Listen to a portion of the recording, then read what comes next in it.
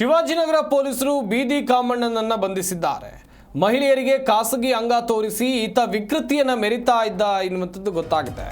ಆರೋಪಿ ಹೆಸರು ಕಾರ್ತಿಕ್ ಅರೆಸ್ಟ್ ಆಗಿದ್ದಾನೆ. ಈಗ ಕ್ವೀನ್ಸ್ ರಸ್ತೆಯ ರಾಜೀವ್ ಗಾಂಧಿ ಕಾಲೋನಿಯಲ್ಲಿ ಈ ಘಟನೆ ನಡೆದಿತ್ತು.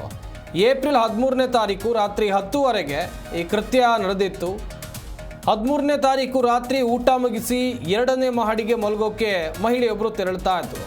ಈ ವೇಳೆ ಎದುರು ಮನೆಯಲ್ಲಿರುವಂಥ ಕಾರ್ತಿಕ್ ವಿಕೃತಿಯನ್ನು ಮೆರೆದಿದ್ದಾನೆ.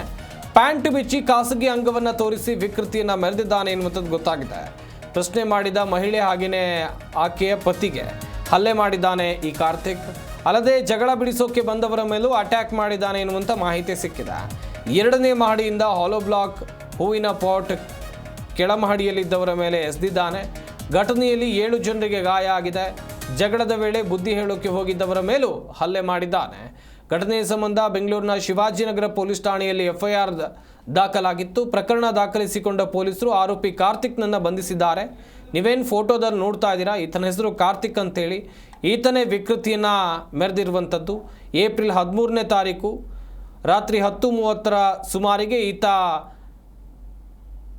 ಈ ರೀತಿಯಂಥ ವಿಕೃತಿಯನ್ನು ಮೆರೆದಿದ್ದಾನೆ. ಬೆಂಗಳೂರಿನ ಕ್ವೀನ್ಸ್ ರಸ್ತೆಯ ರಾಜೀವ್ ಗಾಂಧಿ ಕಾಲೋನಿಯಲ್ಲಿ ಈ ಘಟನೆ ನಡೆದಿರೋದು. ನೀವೇನು ಫೋಟೋದಲ್ಲಿ ನೋಡ್ತಾ ಇದ್ದೀರಾ. ಈತನನ್ನು ಈಗ ಶಿವಾಜಿನಗರ ಪೊಲೀಸರು ಬಂಧಿಸಿ ವಿಚಾರಣೆಯನ್ನು ನಡೆಸ್ತಾ ಇದ್ದಾರೆ. ಈತ ವಿಕೃತಿಯನ್ನು ಮೆರೆಯೋದು ಮಾತ್ರ ಅಲ್ಲ, ಇದನ್ನು ಪ್ರಶ್ನೆ ಮಾಡೋಕೆ ಬಂದವರಿಗೆ ಹಲ್ಲೆಯನ್ನು ಮಾಡಿದ್ದಾನೆ. ಹೋಲೋ ಬ್ಲಾಕು ಹೂವಿನ ಕುಂಡವನ್ನು ಅವರ ಮೈಮೇಲೆ ಎಸೆದಿದ್ದಾನೆ. ಸದ್ಯ ಗಾಯಗೊಂಡವರನ್ನು ಆಸ್ಪತ್ರೆಗೆ ದಾಖಲಿಸಿ ಚಿಕಿತ್ಸೆಯನ್ನು ಕೊಡಿಸ್ತಾ ಇರುವಂಥ ದೃಶ್ಯವನ್ನು ಕೂಡ ನೀವಿಲ್ಲಿ ನೋಡ್ತಾ ಇದ್ದೀರಾ. ಹಂಗೆ ಮಾತಾಡೋಕ್ಕಾಗುತ್ತೆ ಸರ್?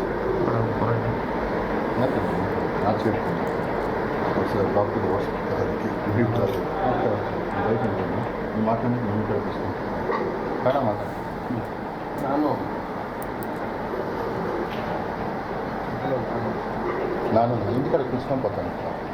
ನಾನು ಅಥವಾ ಅಷ್ಟು ಚಳಿಯಿಂದ ನಾನು ಪೇರು ಅಜಯ್ ಯಾರು ಅನ್ನೋ ಸರ್ ಶ್ವೇತಾ. ಹ್ಞೂ ಸರ್.